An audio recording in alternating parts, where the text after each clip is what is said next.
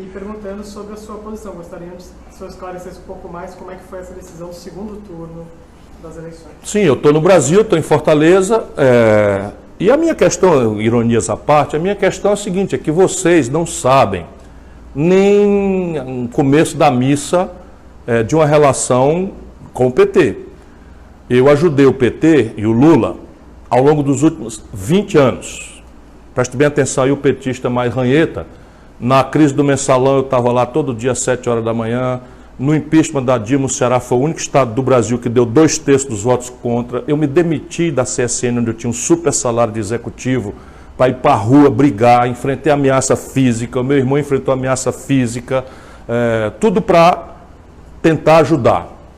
Quando vem as eleições agora, até as pedras do caminho sabiam, e eu repeti 1 milhão de vezes, que a lei da ficha limpa não permitiria que o Lula fosse candidato. Todo mundo sabia. O que é que faz o PT? Resolve assustar o povo brasileiro ou comover o povo brasileiro, como preferir, lançando uma candidatura natimorta do Lula, cuja premissa é a ignorância da gente. Assim, o povo brasileiro é um bando de idiota, nós vamos enganar, vamos dizer que o Lula é candidato, fica todo mundo apaixonado pelo Lula, e no dia seguinte, quando o Lula de fato não for candidato, a gente pega um poste e lança o poste para ganhar a eleição. Isto não se faz. O país não aguenta mais isso. E se a rigor você tiver um pouquinho de equilíbrio, isso foi o que o Lula fez com a Dilma. Ele não podia mais ser candidato, pegou uma candidata que, apesar de ser honrada, séria, não tinha nenhuma experiência, foi para o governo, desastrou o país. Ou alguém acha que essa crise começou com o Temer? Essa crise começou com a Dilma. A Dilma pegou o Brasil numa condição de 4% de desemprego e entregou com 14% de desemprego.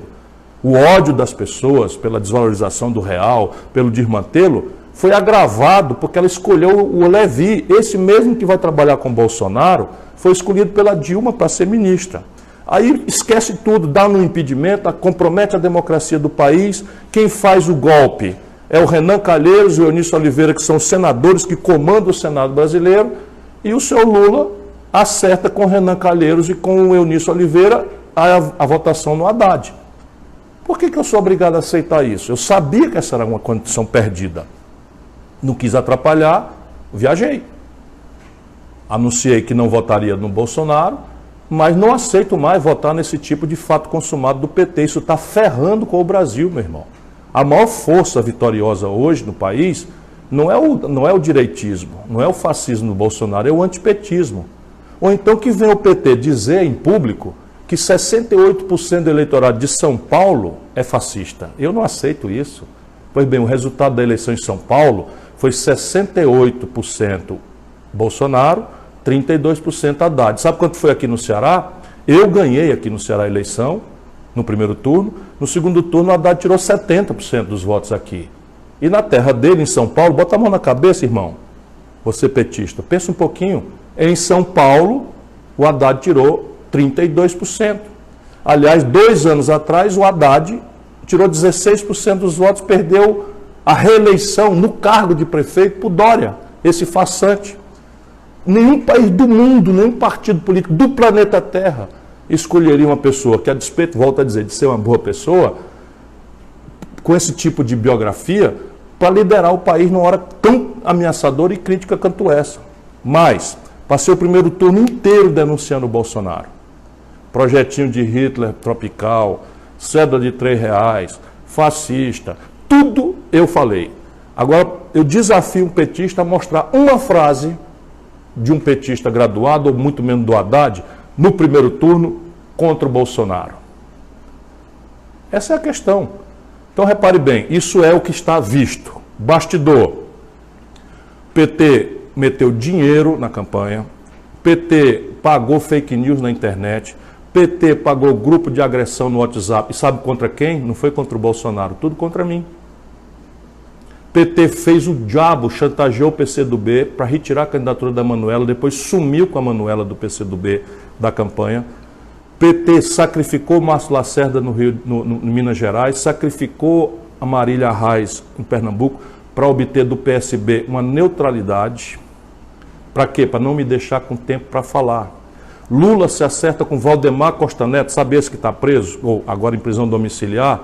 Lula acertou-se com ele para não deixar o tal fração do Centrão vir em meu apoio. Ou seja, me escolheram como adversário de forma mesquinha, miúda, inescrupulosa e antidemocrática, e depois acham que eu sou obrigado, 20 anos de luta, a repetir. De maneira que entre o fascismo e a corrupção sistemática que a cúpula do PT representa, eu optei por sair.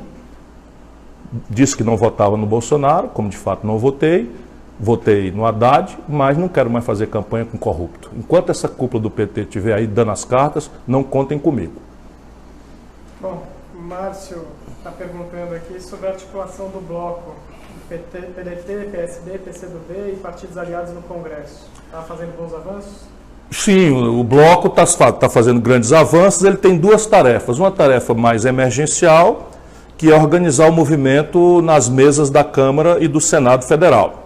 É muito importante porque são trincheiras onde a gente vai, vamos dizer, estimular o Bolsonaro a jogar o jogo democrático. E se ele quiser transitar fora do jogo democrático, por aí nós vamos obrigá-lo a respeitar os limites da institucionalidade democrática. É assim que a gente faz. Não é? Portanto, nós estamos jogando esse jogo pensando no Brasil, na questão de garantir a institucionalidade e a normalidade democrática. Parte grave de nós queremos defender o interesse nacional e parte grave de nós queremos defender o avanço, contra o avanço, defender o povo brasileiro, contra o avanço, contra a rede de proteção social, que hoje garante pelo menos um bocado para comer a milhões de brasileiros. Essas três coisas nos unem. E nós achamos, não é, que é preciso fazer política respeitando os ritos da democracia. Por exemplo, quando a Dilma nomeou Lula ministro, o PT chamou todo mundo de golpista porque um ministro do Supremo deu uma liminar contra a posse do Lula no ministério. Agora, o Bolsonaro nomeia o Moro para ministro, o que faz o PT? Pede à justiça uma liminar para não deixar o Moro tomar posse. A gente não aguenta mais isso. Na prática são iguais. Nós precisamos encerrar essa crônica e garantir o rito da democracia. Qual é? A maioria vota, escolhe quem foi eleito e o eleito vai governar. Cabendo a nós, num primeiro momento, cumprimentar, reconhecer a vitória e, no segundo momento, cobrar, exigir. E, nesse momento, como houve um grande terror espalhado pela cúpula do PT de que há um risco à democracia, nós precisamos estimular o Bolsonaro a jogar o jogo democrático. E a forma de fazer isso é cercá-lo com as instituições. Não é? O parlamento é o mais importante, mas na medida em que o PT cooptou praticamente ou aparelhou as instituições da sociedade civil brasileira, nossa sociedade civil hoje está muito frágil, muito debilitada. Deixa eu ver se eu explico bem para vocês. Cadê o exército do Stedley? Uma pergunta, cadê o exército do MST? E entope o MST de dinheiro e tal, coopta, aí pega o MST, pega lá 3 companheiros, 4 companheiros de boa fé, fanatizados pela crônica, bota para fazer greve de fome. Cadê a greve de fome? Lembra? Pegaram 5 companheiros do MST, pobres, e fizeram uma greve de fome em Brasília, reclamando da liberdade do Lula. Percebe? Isso ninguém aguenta mais no Brasil. É preciso que a gente vire essa página e jogue o jogo, volto a dizer, da democracia. E a democracia no Brasil, até o presente momento, ainda está preservada. E esse é o nosso movimento. Nosso movimento é proteger a democracia. O Eric pergunta sobre isolar o PT da oposição? Nós não queremos isolar o PT. O PT vive de mimimi, faz e acontece com todo mundo e não arca com as consequências dos seus atos. Não é?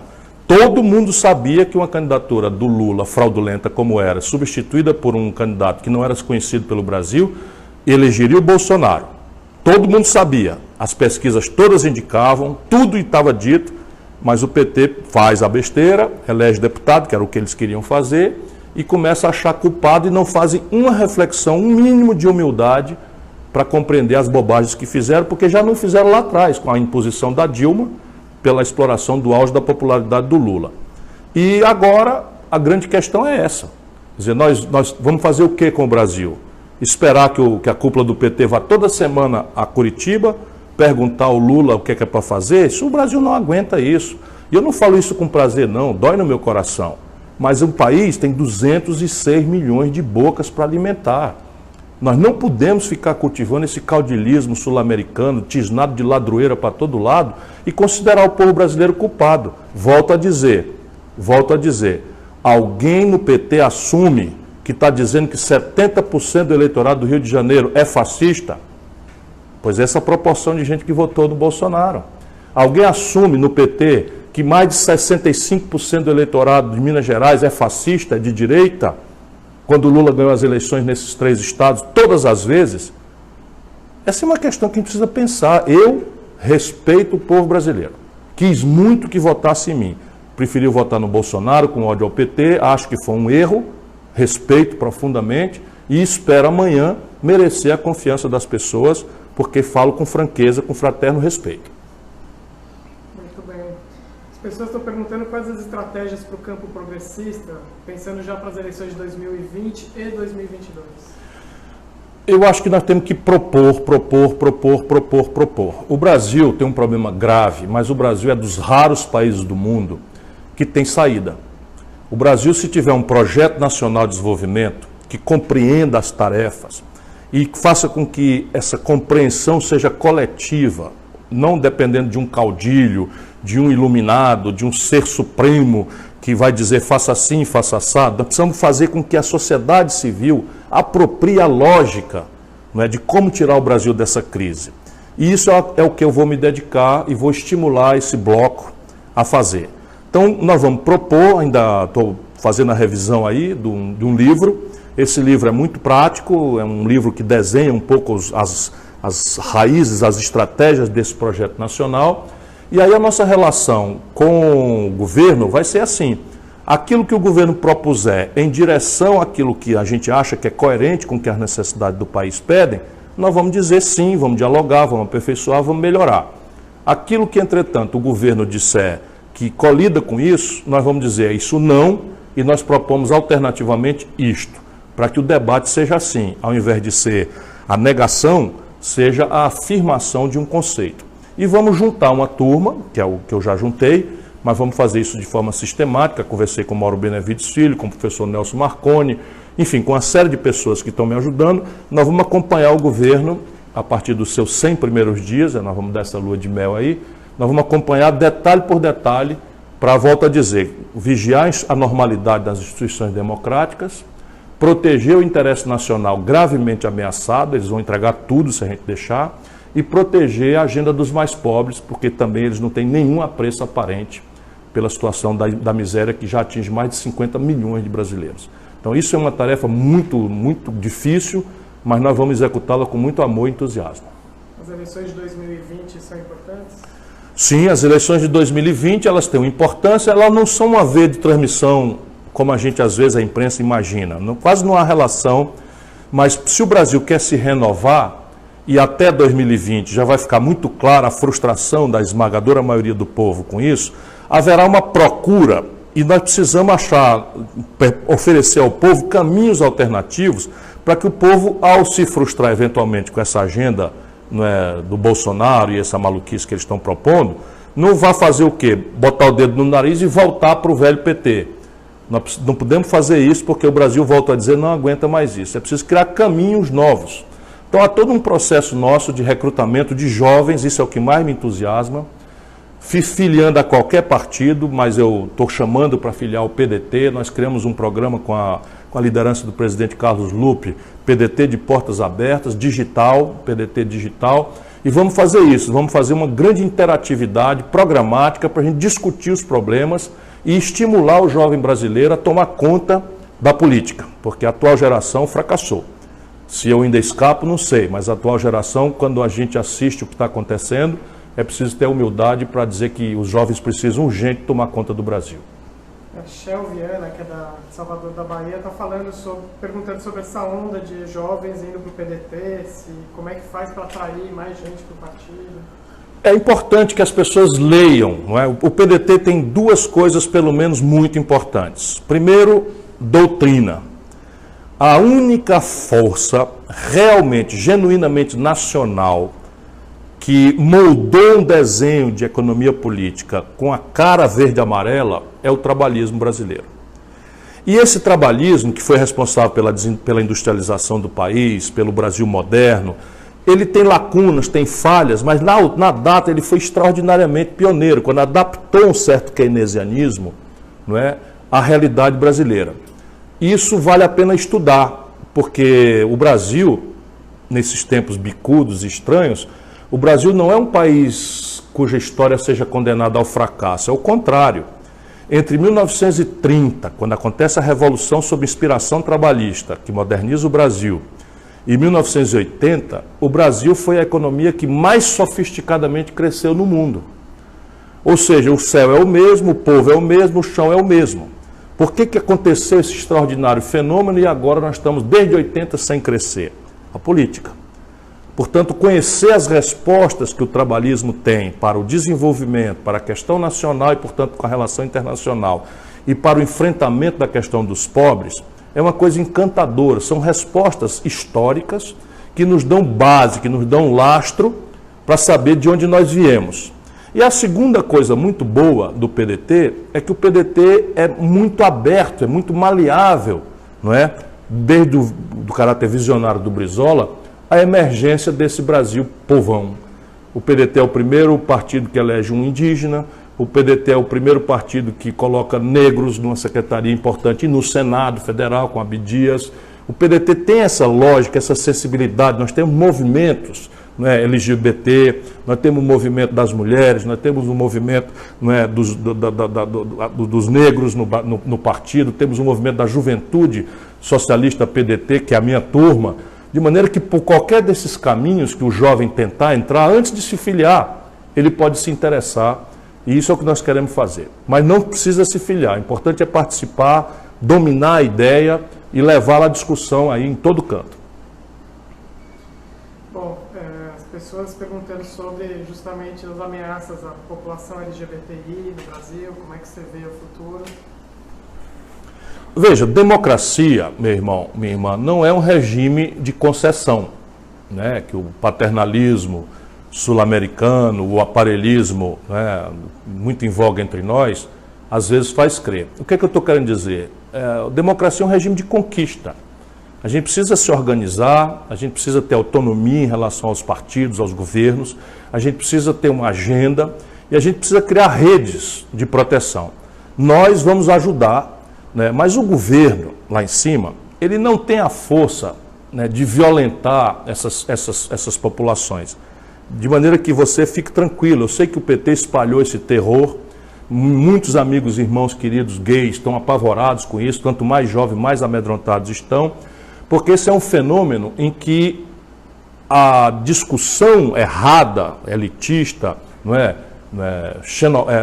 homofóbica do Bolsonaro, xenofóbica também, não é, permitiu que imbecis na sociedade começassem a exercitar essas coisas erradas.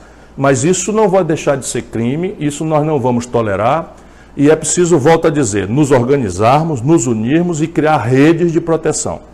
Redes de proteção, porque nós não vamos tolerar, evidentemente, muito menos do governo, por isso que a institucionalidade é importante, e muito menos embaixo. Portanto, denuncie, faça chegar para nós, por exemplo, que nós vamos ajudar todas as populações que sofrerem qualquer tipo de violência. Tem gente perguntando aqui do seu futuro, o que você vai fazer a partir do ano que vem e se pretende ser candidato em 2022. Bom, o safo aí dos políticos espertos é que o futuro a Deus pertence, e evidentemente a Deus pertence, mas eu tenho um plano. O meu plano é basicamente seguir lutando. Acho que o Brasil vive um péssimo momento, mas como eu tenho um coração inveteradamente otimista, eu acho que esse péssimo momento é um momento muito fecundo para a gente semear a novidade, semear o novo projeto, porque as coisas vão ficando mais claras, né? Na medida em que você faz a oscilação de uma esquerda corrompida para uma direita fascista, incapaz de entregar aquilo que simploriamente prometeu, acabar com a violência, acabar com a corrupção, isso tudo é mentira, e vocês vão ver isso daí. Então a população pode ter a vontade agora de achar uma coisa equilibrada, que não seja personalista, que seja mais baseada em ideias, em projetos, e que a gente possa oferecer concretamente saídas para o país, que não são fáceis de falar, mas que são perfeitamente praticáveis para oferecer um futuro próximo ao Brasil, diferente desse de desemprego, de sofrimento, de humilhação e de medo do futuro. E eu vou estar inteiramente devotado a essa tarefa.